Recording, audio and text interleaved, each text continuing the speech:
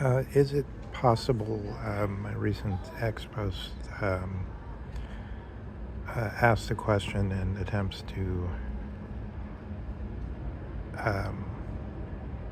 answer and answer back, to be open to the dialectic, um, whether one can exercise a referee on Trump in the current situation, meaning either this sovereign power is absolute or there's checks to be had on it. If there's checks to be had on it, presumably there must be something like a statement given of what the rules are and when they are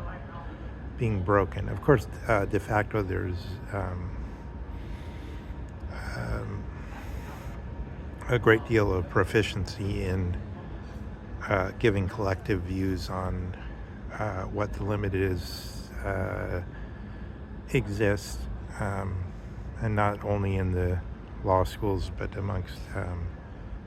many persons who consider themselves to be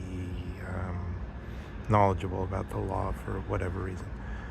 maybe because they studied some law books. But the question here is whether the sovereign power can be opposed by any of these dictates or any of these potential potential lawyers who would say this is the law that's been laid down, this is the law as it's been agreed upon, this is in effect the pax or the it can make an equivalency between pax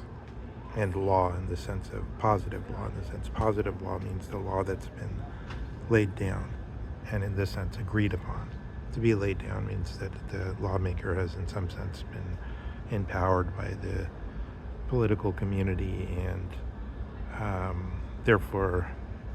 since he's acting in their stead, it's agreed upon.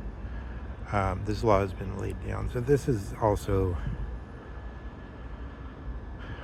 more or less what Spinoza says the definition of peace is in his political treatise, that the peace doesn't consist at all of the question of actual cessation of violence or anything like that, but rather that the law is laid down and that it can